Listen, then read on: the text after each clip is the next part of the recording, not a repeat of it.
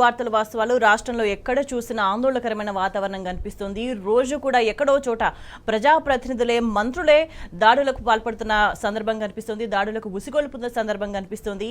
ఇష్టం వచ్చినట్లు వ్యాఖ్యలు చేస్తున్న పరిస్థితి కనిపిస్తుంది. ఇవాళ దీనికి సంబంధించి మనం చర్చిద్దాం. మనతో పాటు స్టూడియోలో చర్చలో జాయిన్ అవుతున్నారు సందీప్ రెడ్డి గారు బీఆర్ఎస్ నుంచి అండ్ జంగయ్య యాదవ్ గారు అనలిస్ట్. గుడ్ మార్నింగ్ అండి. సందీప్ గారు, ఎట్లా చూస్తారు? ఎక్కడ చూసినా కూడా ఏదో విధంగా అధికారంలోకి వచ్చిన దగ్గర నుంచి కూడా అటాక్స్ సంస్కృతి పెరుగుతూ వస్తుంది, రోజు రోజుకి ఎక్కువ అవుతూ వస్తుంది. ఏమంటారు? నిన్న చూసినట్టయితే అది అధికారిక ప్రోగ్రాము, గ్రామ పంచాయత్ బిల్డింగ్ ఓపెనింగ్ అధికారిక ప్రోగ్రాము, మంత్రి గారి ఓపెనింగ్ రావడం జరిగింది. స్టేజ్ మీద మంత్రి గారితో పాటు నేను, ఎమ్మెల్యే గారు అందరం కూర్చోవడం జరిగింది. నాకు మాట్లాడే అవకాశం వచ్చినప్పుడు నేను క్లియర్గా వారిని అడిగింది ఏంటంటే, మొన్న 3 రోజుల కింద మీరు బొమ్మలరావరం మండలం వచ్చిండ్రు, అంటే నేను జెడ్పీటీసీ గెలిచిన మండలం అది. మండలంకి వచ్చినప్పుడు మీరు ఆ మండలంకి వచ్చి మీరు రైతు బంధు అడిగిన రైతులను చెప్తాం కొట్టాలని మాట్లాడినారు. ఈ పద్ధతి సరికాదు. మీరే కదా 9వ తారీఖు గవర్నమెంట్ ఫామ్ కాగానే ప్రమాణ స్వీకారం చేయగానే 9వ తారీఖు మేము రైతు బంధు 10,000 కాదు 15,000 ఇస్తామని చెప్పింది.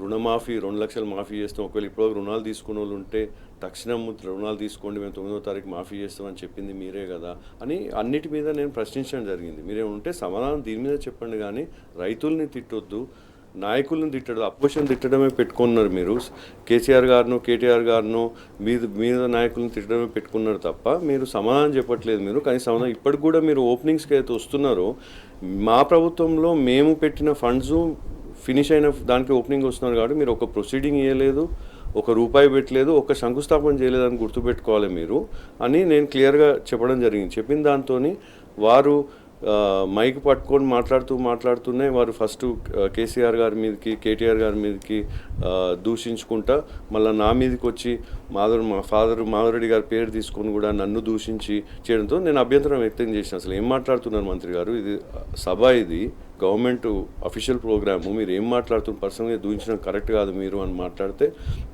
నేను ఏమన్నా మాట్లాడతాను, నేనేమని చేస్తా, ఏం చేసుకుంటావు అని చెప్పి పక్కన పోస్ట్ మొదటిసారి కాదు మల్టిపుల్ టైమ్స్ కోమటిరెడ్డి వెంకటరెడ్డి ఇట్లానే కమెంట్స్ చేసిన పరిస్థితి కనిపిస్తుంది. అంటే మీరు చూసినట్టయితే కోమటిరెడ్డి వెంకటరెడ్డి వాస్తవంగా కోమటిరెడ్డి అహంకారానికి ప్రదర్శన. ఇది కోమటిరెడ్డి వెంకటరెడ్డి కాదు, కాంగ్రెస్ పార్టీ అహంకారానికే ఇది నిదర్శనం. ఎందుకంటే కాంగ్రెస్ పార్టీ ఎప్పుడు కూడా ప్రజల్ని మనుషుల లెక్క చూడలేదు.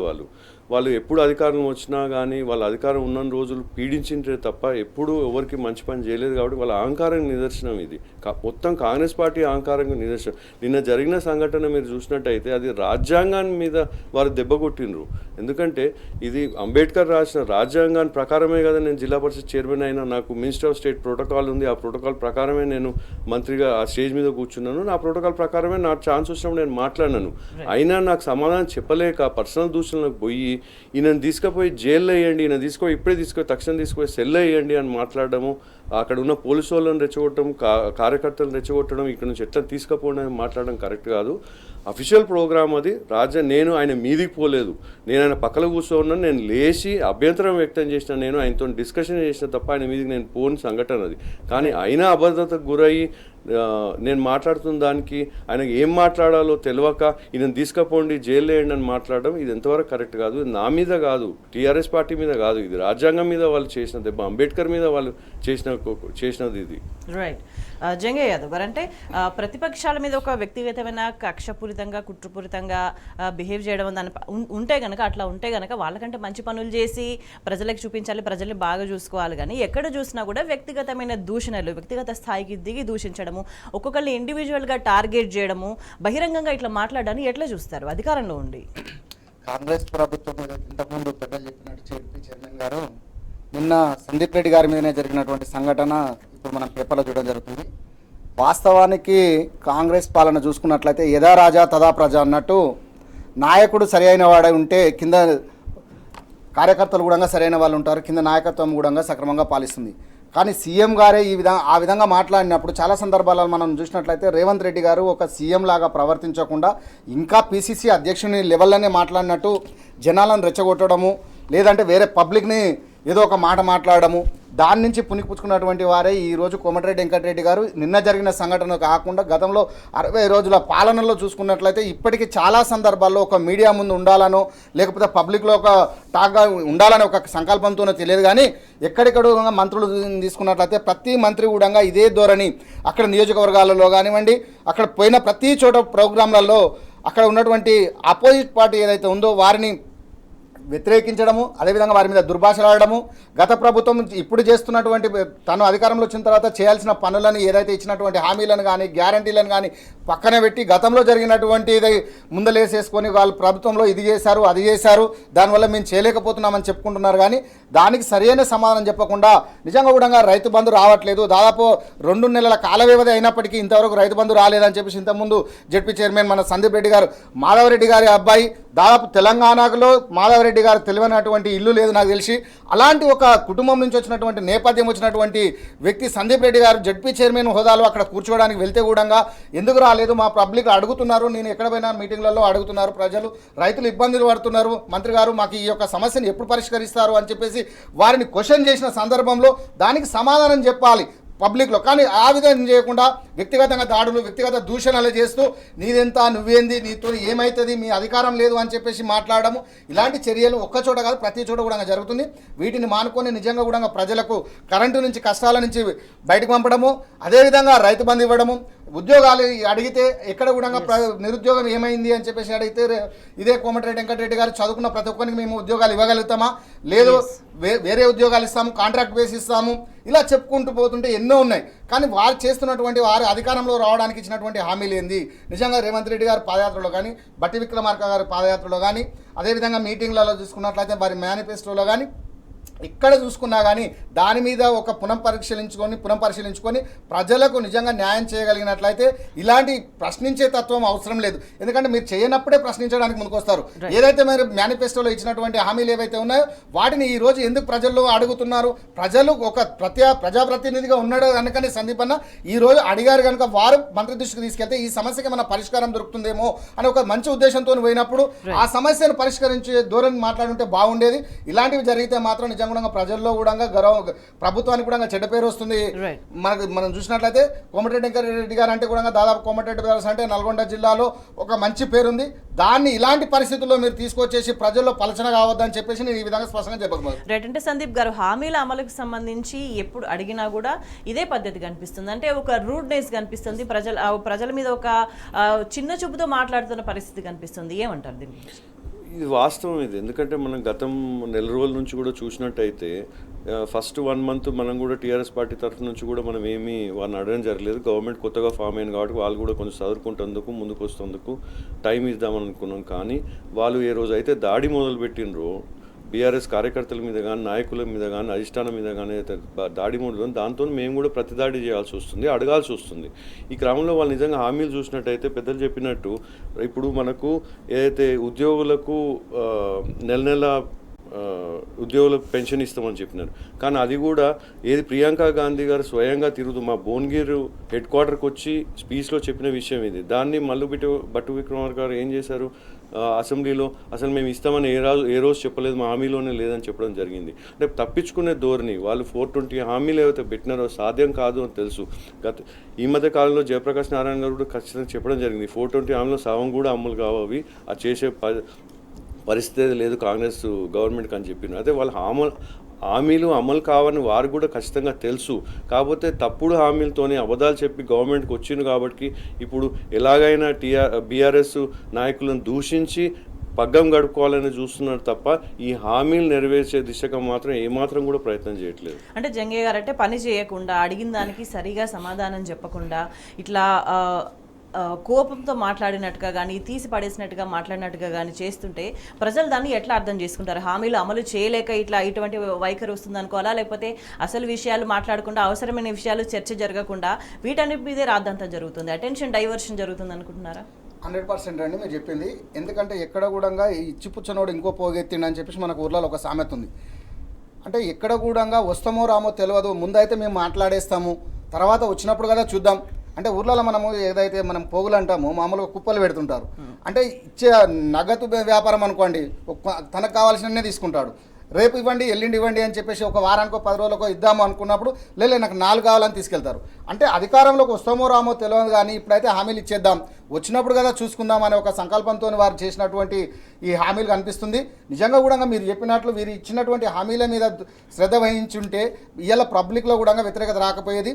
ఎందుకంటే మీరు తీసుకున్నట్లయితే ఈరోజు దాదాపు 6.5 లక్షల కుటుంబాల ఆటోలు రోడ్డు మీద పడి ధర్నాలు చేస్తుంటే పట్టించుకున్న పాపనమైనటువంటి చరిత్ర ఎవరికి లేదు.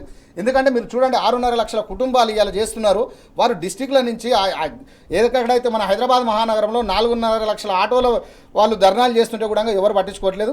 అదేవిధంగా పక్క డిస్టిక్ నుంచి కూడా ఆటోలు 2 లక్షల రూపాయలు ట్యాక్స్ కడుతున్నారు వీళ్ళు హైదరాబాద్ నగరంలో ఆటో వాళ్ళు.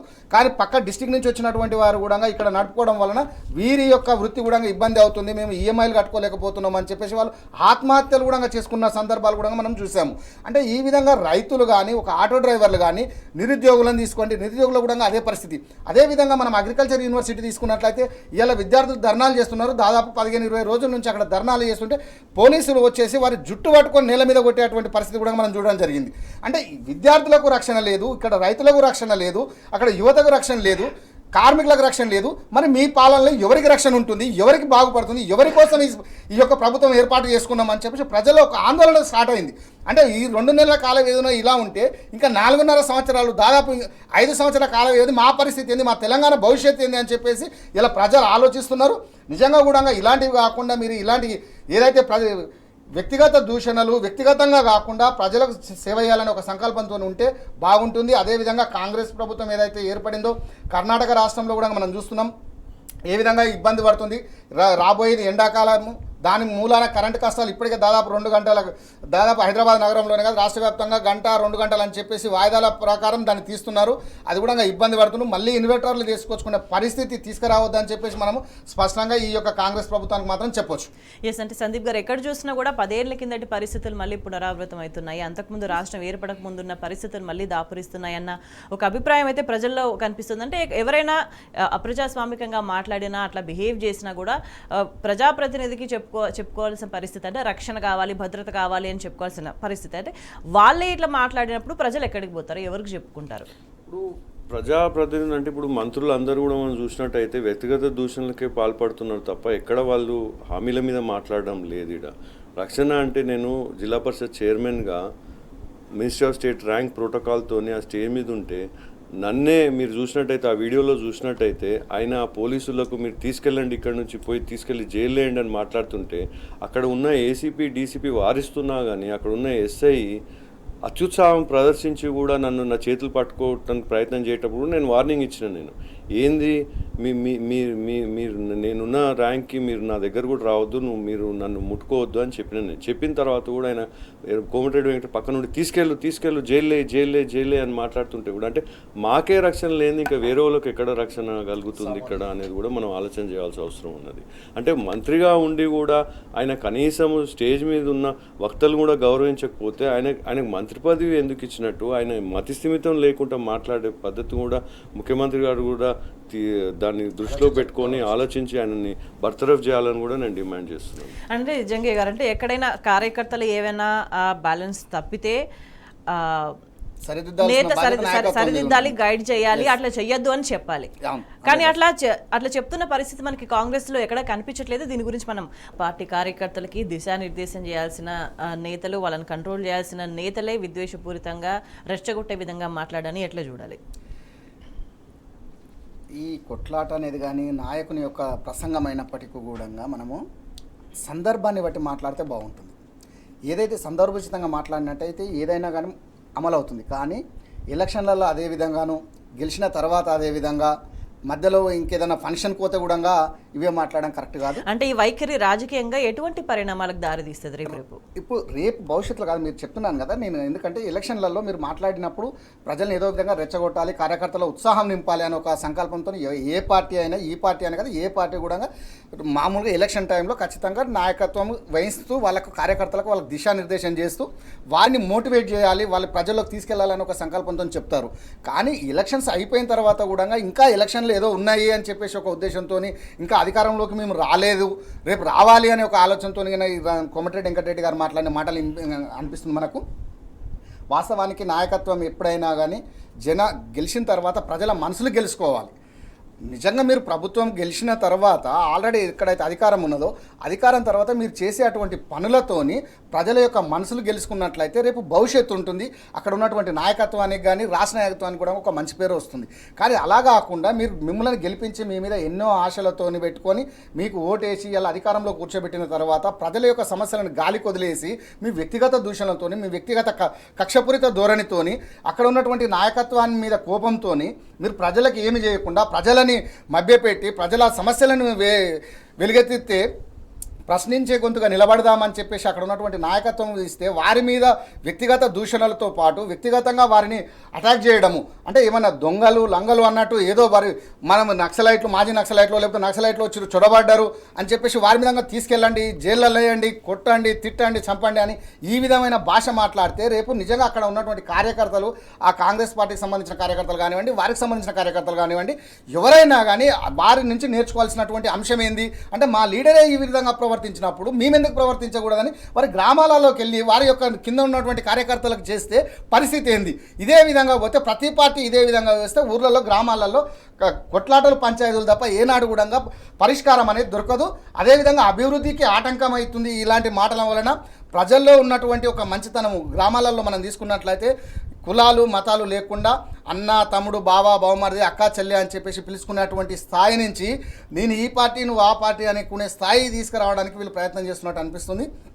ఇలాంటి ధోరణిని మానుకొని నిజంగా ప్రజలకు మనం మంచి చేస్తే బాగుంటుందని చెప్పేసి మనం ఇక్కడ స్పష్టంగా చెప్పొచ్చు.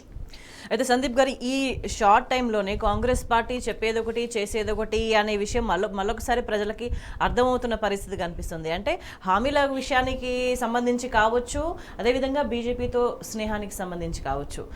అదానితో ఒప్పందం చేసుకున్న కొంతకాలానికే డిప్యూటీ సీఎం మళ్ళీ భిన్నమైన కామెంట్స్ చేసిండ్రు. అంటే ఒకేసారి ఎట్ ది సేమ్ టైం ఒకే పార్టీకి చెందిన నేతలు భిన్నమైన వ్యాఖ్యలు చేస్తున్నారు. ప్రజలు కన్ఫ్యూజ్ చేసే ప్రయత్నం చేస్తున్నారా? అవును, మీరు ఇప్పుడు చూసినట్టయితే భిన్నమైన వ్యాఖ్యలే కాదు, వాళ్ళు ఫస్ట్ ఏదో తొందరపడి ఏదో నిర్ణయం తీసుకోవడం, మళ్ళీ ఆ నిర్ణయం తీసుకున్న తర్వాత ఇదేదో తప్పైంది, ప్రజల్లో వ్యతిరేకత రాగానే దాన్ని మళ్ళీ వెనక్కి తీసుకోవడం చేయడం జరుగుతుంది.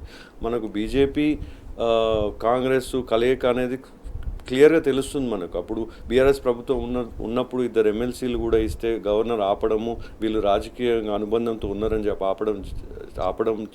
ఆపడము, మళ్ళీ మొన్న కాంగ్రెస్ ప్రభుత్వం రాగానే అవి రిజెక్ట్ చేసి కాంగ్రెస్ ప్రభుత్వం పెట్టిన ఎమ్మెల్సీలని ఓకే చేయడం కూడా దాంతో నిదర్శనం మాకు తెలుస్తుంది.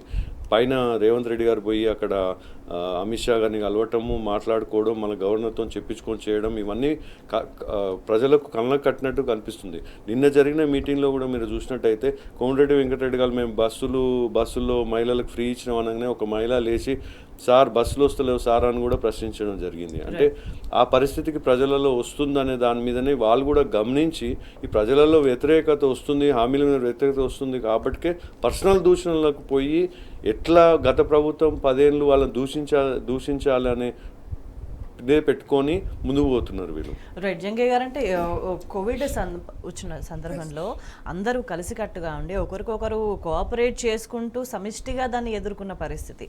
ఆ సందర్భంలో నర్సింగ్ స్టాఫ్ చేసిన సేవలు అభినందనీయం. ఎందుకంటే ప్రాణాలకు ప్రమాదం అని తెలిసి కూడా వాళ్ళు ఉద్యోగాలు చేస్తే దానికి సంబంధించి దామోదర్ రాజ నరసింహ పుణ్యానికి చేసినా అని చెప్పేసి మంత్రియే మాట్లాడుతున్న పరిస్థితి కనిపిస్తుంది. దీన్ని ఎట్లా చూస్తారు? ఇప్పుడు దామోదర్ రాజ నరసింహ గారు ఏదైతే ఆరోగ్య శాఖ మంత్రి ఉన్నారో నిజంగా కూడా చెప్పాలంటే ఇలాంటి కామెంట్స్ చేయడం ఆయన నుంచి వస్తాయని చెప్పేసి అయితే ఎవరు ఎక్స్పెక్ట్ చేయరు. ఎందుకంటే ఒక వెల్ ఎడ్యుకేటెడ్ పర్సన్, అన్నీ తెలిసిన వ్యక్తి ఈ విధంగా మాట్లాడి నిజంగా కూడా ఇలా జనాల్లో పలసన అవుతున్నారు.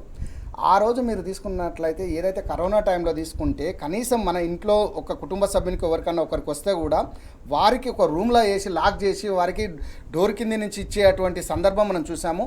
కనీసం వారిని పలకరించే పాపన పోలేదు. కనీసం ఇంట్లో చనిపోతే కనీసం ఆ దహనకాండలకు కూడా మనం పోకుండా అక్కడ వేరే వాళ్ళకి ఏదో మున్సిపల్ వాళ్ళకి అప్ప చెప్పేసి అక్కడ కాస్టాలు చేయడం జరిగింది.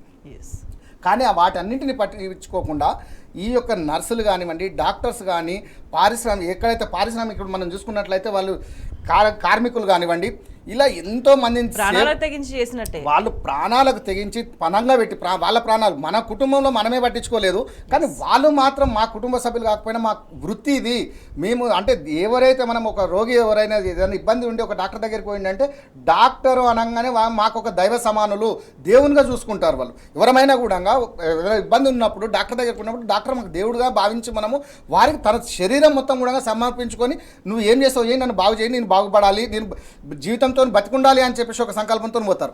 కానీ అలాంటి సందర్భంలో కూడా వాళ్ళు ఆ వృత్తిని అంత హార్ట్గా తీసుకున్నారు కానీ వారికి రోగులకు సేవ చేస్తూ నిజంగా కోవిడ్ వచ్చిన సందర్భంలో ఏ దానికి భయపడకుండా వాళ్ళ పరిరక్షణ తీసుకుంటూ వారికి కూడా వీళ్ళు కుటుంబ సభ్యులు కాకపోయినా కానీ వీళ్ళ ప్రాణాలు మా చేతుల్లో ఉన్నాయి, మేము కాపాడాలని ఒక బాధ్యతాయుతంగా సంబంధిత మంత్రికి కన్సర్న్ ఇంకా ఎక్కువ ఉండాలి, Yes. ఇంకా మానవత్వంతో ఎక్కువ ఎవరైనా తప్పితే చెప్పాలి.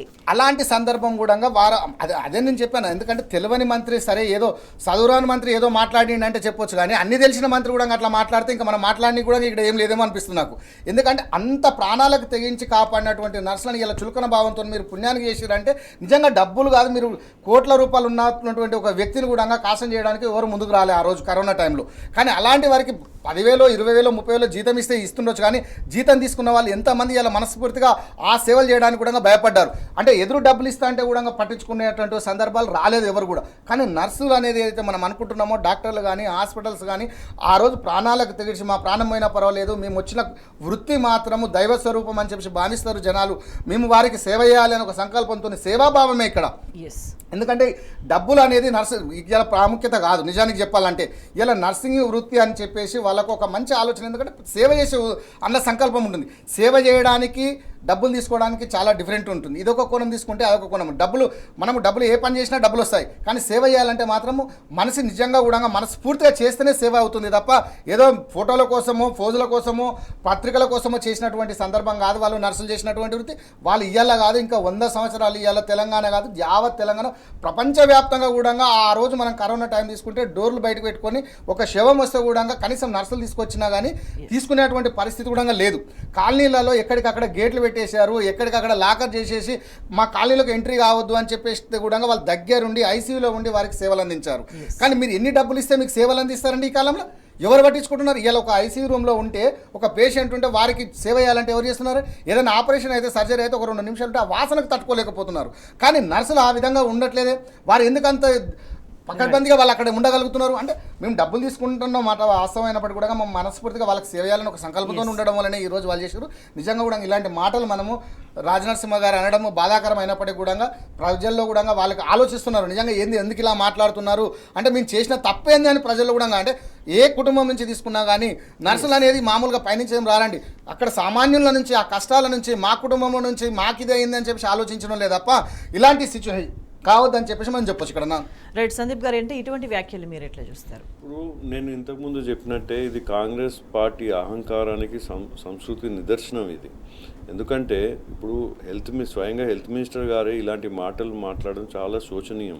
మనం కరోనా టైంలో పెద్దలు చెప్పినట్టు మనం కరోనా టైంలో చూసినట్టయితే ఆ టైంలో ఇంట్లో నుంచి పక్కింటికి కూడా మనము పక్కింటి సోదరుడు ఉన్నా కానీ వాళ్ళ ఇంట్లో ఏమైనా అయినా చూడలేని పరిస్థితిలో ఉన్నప్పుడు గ్రామశాఖ సిబ్బంది కానివ్వండి, ఆశా వర్కర్లు కానివ్వండి, మీరు డాక్టర్లు, నర్సులు, ఏఎన్ఎంలు వీళ్ళందరూ కూడా ముందుండి పనిచేసిన సందర్భాలు మనం పలు దఫాల్లో కూడా కరోనా అయిపోయిన తర్వాత గ్రామ స్థాయి నుంచి, రాష్ట్ర స్థాయి నుంచి, దేశ స్థాయి వరకు కూడా మనం అందరినీ అభినందించడం జరిగింది. అందరినీ మనము ఫెసిలిటేట్ చేసి కూడా మనము అందరినీ గౌరవంగా వారు ఆ రోజు కష్టపడ్డ దాన్ని కూడా మనం వారికి తగిన గుర్తింపు కూడా ఇవ్వడం జరిగింది.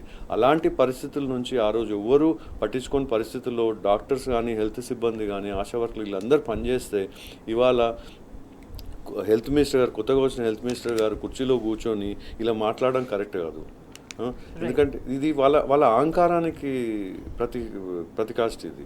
రైట్. వెల్కమ్ బ్యాక్ జంగయ్య గారు. అంటే ప్రభుత్వం తీసుకుంటున్న అనేక నిర్ణయాలు రేపటి తెలంగాణ భవిష్యత్తు ఏంటి అన్న ప్రశ్నలు లేవనెత్తుతున్నాయి. రాడార్కి సంబంధించి కావచ్చు, ఏదో ఒకటి వస్తూనే ఉంది.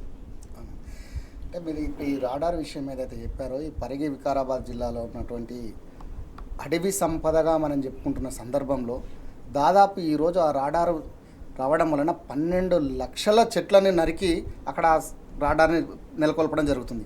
కానీ ఇలాంటిది జరగొద్దు అని చెప్పేసి గత ప్రభుత్వం మనం తీసుకున్నట్లయితే తెలంగాణ వచ్చిన తర్వాత పచ్చని తెలంగాణగా ఉండాలి అని చెప్పేసి లక్షల కోట్ల మొక్కలు తెలంగాణ వ్యాప్తంగా అభివృద్ధి చేసినటువంటి ఘన చరిత్ర కేసీఆర్ గారికి ఉంది. కానీ అలాంటి మొక్కలను అంటే కేసీఆర్ గారు ఒక మాట చెప్తారు, ఎప్పుడు కూడా రోడ్డుకి ఇరువైపులా చెట్లు ఉన్నట్లయితే బాగుంటుంది. ఇంతకుముందు అశోకుని కాలంలో మనం చూసుకున్నట్లయితే రోడ్డుకి ఇరువైపులా చెట్లను నాటేవారు. కానీ అలా దాని వలన వర్షాలు పడడం కానీ అదేవిధంగా పశుపక్షాదులకు కూడా నిలువుగా ఉంటుంది. ఎక్కడైతే మనకు వర్షాలు బాగా పడుతుంది, పంటలు బాగా పండుతుంది, పచ్చని వాతావరణం ఉన్నట్లయితే గాలి కూడా కలుషితం కాదు అనేది ఇట్లా పశుపక్షాదులకు జీవన వైద్యం అవుతుంది, జీవాధారం అవుతుంది అని చెప్పేసి ఒక సంకల్పంతో ఆ రోజు చేసినటువంటి సంకల్పము. అదేవిధంగా కేటీఆర్ గారు నిన్న ఒక మాట మాట్లాడారు, ఆల్రెడీ ఈ పరిగి వికారాబాద్ జిల్లాలో ఈ రాడార్ రావడం వల్ల నష్టపోతుంది, పర్యావరణం దెబ్బతింటుంది అని చెప్పేసి మేము ఇన్ని రోజులు రానివ్వలేదు. కానీ మీరు వచ్చిన 2 నెలల కాల వ్యవధిలో 60 రోజుల కాల వ్యవధిలోనే ఈ రోజు 12 లక్షల మొక్కలను దాటేశారు. 3000 ఇక ఏదైతే మనం చూసుకున్నాం 3000 ఎకరాల భూమిని తీసుకొని ఈరోజు అక్కడ నెలకొల్పడం జరుగుతుంది. దానివల్ల ఎంతమందికి ఉద్యోగాలు వస్తాయి, ఎంతమంది నిరుద్యోగులు పోతారు, దాంట్లో వచ్చేటువంటి చెప్రాసి ఉద్యోగాలు, క్లర్కులు, అటెండర్ల ఉద్యోగాల కోసం ఈరోజు ఇంత పరిస్థితి అవసరమా? ఇదే ప్రతిపాదనని 12 రాష్ట్రాలు వ్యతిరేకించినప్పటికీ కూడా దానికోసమే ఆ రోజు 10 ఏళ్ల నుంచి కూడా ఆపడం జరిగింది. కానీ ఈ రోజు రాగానే పచ్చ జెండా ఊపి గ్రీన్ సిగ్నల్ ఇచ్చేసి ఈరోజు రేవంత్ రెడ్డి గారు ఇక్కడ నెలకొల్పడము, ఈ పరిగి వికారాబాద్ జిల్లాలకు ఈ యొక్క ఎఫెక్ట్ ఎంత ఉంది అని కూడా స్పష్టంగా చెప్పడం జరిగింది. కావున దయచేసి ఇక్కడ ప్రజలకు మంచి జరుగుతుందంటే అక్కడ చేయాలి, కానీ మన స్వార్థం కోసమో లేకపోతే ఏదో 4 రోజుల ముచ్చట ఏదో పబ్లిక్ల కోసం ఏదో చేస్తున్నామని చెప్పుకోవడానికో ఇలాంటివి కాకుండా ప్రజలకు కావాల్సినటువంటి చేస్తే బాగుంటుంది. నిరుద్యోగ సమస్యను నిర్మూలించాలనుకుంటే నిజంగా కూడా మీకు చాలా మార్గాలు ఉన్నాయి. కానీ అడవిని కొట్టి మనము ఏదో అంటారు కదా, కొండని ఏదో మీ ఎలుకను పట్టినట్టు కాకుండా భవిష్యత్తులో ఈ యొక్క భవిష్యత్తు ప్రజలకు, భవిష్యత్తు తరాలకు అడవులు లేకపోతే నిజంగా కూడా కరువు కాలం ఏర్పడే పరిస్థితి ఉంది. మనం నిజంగా చూడండి, కొన్ని రాష్ట్రాల్లో అడవులలో ఇలా వర్షాలు లేక ఎంత ప్రభావం ఉంది. కానీ నిజంగా ఈరోజు మన తెలంగాణ ఈరోజు ఇంత సస్యశ్యామలంగా ఉంటుంది అంటే గత 10 ఏళ్లలో మనం పెట్టినటువంటి ఒక మొక్క ఈరోజు కొన్ని లక్షల కోట్ల మొక్కలు మీరు చూడండి. ఇంతకుముందు మనం తీసుకున్నాము, ఎక్కడైతే కూడా తెలంగాణలో బంగారు తెలంగాణగా ఉండాలి అని చెప్తే వ్యవసాయ రంగం మీద కూడా మనం కాన్సన్ట్రేషన్ చేసిన అయితేనే మనం సక్సెస్ అవుతాం తప్ప ఎంతసేపు పారిశ్రామిక రంగం వైపు పరిగెడితే మాత్రము ఏదో పోయి మనం ఏదో చేస్తే కాదు. 2 కనులు పారిశ్రామిక రంగం కానీ వ్యవసాయ రంగాన్ని 2 ఒకే సమదృష్టితో చూసిన నాడే సక్సెస్ అవుతాం. కానీ ఒక్కదాని మీద కాన్సన్ట్రేషన్ చేసి మిగతా నెగ్లెక్ట్ చేసినట్లయితే భవిష్యత్ తరాలు దెబ్బతింటాయి, భవిష్యత్ తరాలకు బాగుండదు అని ఆలోచించినట్టు సందర్భాలలో ఇలాంటి నిర్ణయాలు తీసుకోవడం కరెక్ట్ కాదు. తీసుకునే నిర్ణయం కూడా మీరు మరొక్కసారి ఆలోచించి మంత్రిమండలి డిస్కషన్ చేస్తారా, పబ్లిక్లో లేకపోతే అక్కడ ఉన్నటువంటి ప్రజలు ఒపీనియన్ తీసుకుంటారా? గతంలో ఇంతకుముందు పక్క రాష్ట్రాలు, ఇప్పుడు మీరు అన్నట్టు 12 రాష్ట్రాల్లో దీన్ని వ్యతిరేకించినప్పటికీ మన రాష్ట్రంలో తీసుకోవాల్సినటువంటి ఆవశ్యకత ఏంది అంటే ఎందుకు దీనివలన అంత మీరు దాని మీద అంత ప్రేమ చూపిస్తున్నారు? ఇలాంటి ఎన్నో ఇంకా పెండింగ్లో ఉన్నాయి ప్రాజెక్టులు, మరి అలాంటివి ఎందుకు తీసుకోవట్లేదు? మీరు ఫార్మాసిటీ చెప్పారు, ఇంతవరకు దాన్ని ఎక్కడ కూడా దానికి గైడ్లైన్స్ ఇవ్వలేదు. అంటే ఇట్లా కొన్ని మనం చెప్పుకుంటూ పోతే ఎన్నో ఉన్నాయి. కానీ ఆ సందర్భం లేకుండా అక్కడ తీసుకెళ్ళి వికారాబాద్ జిల్లా మంచి ఎక్కడైతే అడవి ఒక మినీ ఊటీగా చెప్తారు మనకు జనరల్గా. మనము వికారాబాద్ కానీ పరిగి జిల్లాని తీసుకున్నట్లయితే ఒక మినీ ఊటీ అని చెప్పడం జరుగుతుంది. అంటే అలాంటి మంచి వాతావరణాన్ని, ప్రశాంతమైన వాతావరణాన్ని, ఈ కాలుష్య వాతావరణాన్ని తీసుకుపోయి అక్కడ ఎందుకు నెలకొల్పాలనుకుంటున్నారు? గతంలో మనం తీసుకున్నట్లయితే 10 ఏళ్ల పాలనలో కూడా కాలుష్య రహితంగా ఉన్నటువంటి ప్రాజెక్టులను, పరిశ్రమలనే మనం ఎంకరేజ్ చేయడం జరిగింది కానీ ప్రోత్సహించడం జరిగింది. కానీ ఇలాంటి కాలుష్యమైనటువంటి పరిశ్రమలు ఎక్కడ కూడా నెలకొల్పలేదు. అలాంటి ఆలోచన చేస్తే కూడా రేపు రాష్ట్ర ప్రభుత్వానికి, రాష్ట్ర భవిష్యత్తు కానీ ఇబ్బందికరంగా ఉంటుందని చెప్పేసి ఇక్కడ మాత్రం మనం స్పష్టంగా చెప్పొచ్చు. అయితే సందీప్ గారు, అంటే గత 10 ఏళ్ల కాలంలో తెలంగాణ ప్రయోజనాలకు నష్టం జరుగుతుంది, పలానా నిర్ణయాల వల్ల తెలంగాణ హక్కులు కోల్పోతుంది, తెలంగాణ అస్తిత్వం పోతుంది అనిపించిన నిర్ణయాలు ఏవి కూడా తీసుకోలేదు. కానీ ఈ 2 నెలల సమయంలోనే అన్నిటినీ కూడా మారుస్తూ డెసిషన్స్ తీసుకుంటున్నారు. ఇది ఎటువంటి ప్రభావం చూపిస్తుంది? ఇప్పుడు చూడు, మనం రాడార్ ప్రాజెక్ట్ విషయానికే వచ్చినట్టయితే గతంలో బీఆర్ఎస్ ప్రభుత్వం ఉన్నప్పుడు మనం పల్లె ప్రగతి, పట్టణ ప్రగతి కార్యక్రమం తీసుకోవడం, ప్రతి విలేజ్లో 11,000 మొక్కలను మనము పెంచుకోవడం, దాని తర్వాత వాటిని ప్రతి సంవత్సరం నాటుకోవడం జరిగింది. మనం కోట్ల చెట్లు నాటినాం. ఎందుకంటే అప్పుడు ముఖ్యమంత్రిగా ఉన్న కేసీఆర్ గారు అప్పుడు ఏం ఆలోచన చేసిందంటే, మనకు గ్లోబల్ వార్మింగ్ అనే ఇష్యూ వచ్చింది, మొత్తం మనకు వర్షాలు రాని పరిస్థితి ఉంది, భూమంతా వేడెక్కుతుంది అనేది మీకు యుఎన్లో కూడా డిస్కషన్ జరిగింది, వరల్డ్ వైడ్ డిస్కషన్ జరుగుతుంది. కాబట్టి పచ్చగా ఉండాలి, భూమి పచ్చగా ఉంటేనే మనకు వర్షాలు కానీ, వాతావరణం కానీ, వన్యప్రాణులకు కానీ, హెల్త్కి కానీ బాగుంటుందనే ఉద్దేశంతో మనం ఇవన్నీ కార్యక్రమాలు చేయడం జరిగింది. దానికి అనుగుణంగానే ఆ రోజు సెంట్రల్ గవర్నమెంట్ ఈ ప్రాజెక్టు ప్రపోజ్ చేసినప్పుడు కూడా రిజెక్ట్ చేయడం, 10 ఏళ్ళ నుంచి ఆపడం జరిగింది. మనం కాక మనతో పాటు 12 రాష్ట్రాలు కూడా దాన్ని కాదనన్న సందర్భాలు ఉన్నాయి.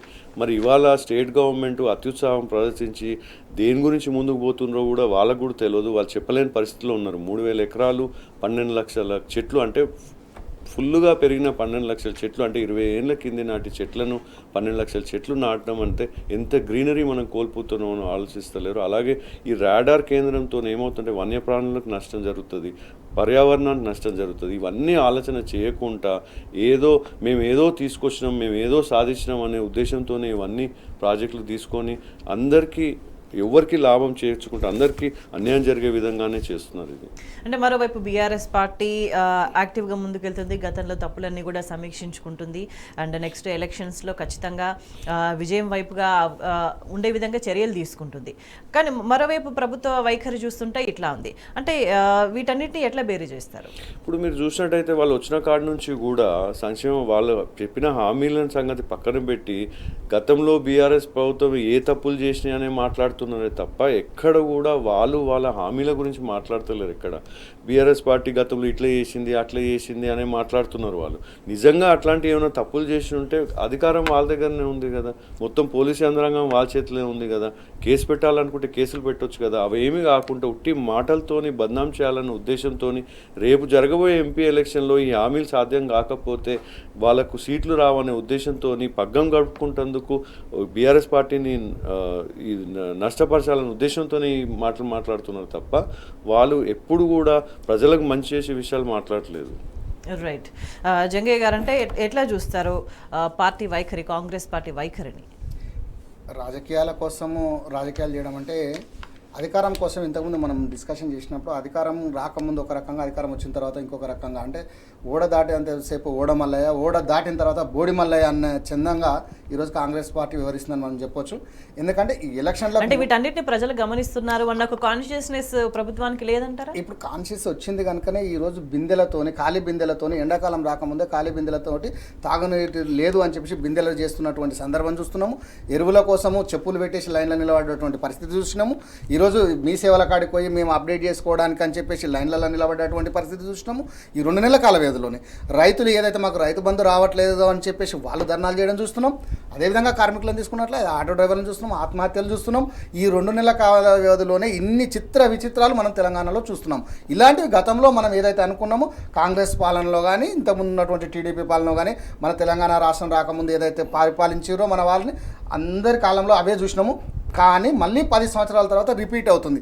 అంటే ఓల్డ్ ఈజ్ గోల్డ్ అన్నట్టు నిజంగా కూడా వారి పరిపాలన మార్క్ మాత్రం అక్కడ స్పష్టంగా కనపడుతుంది.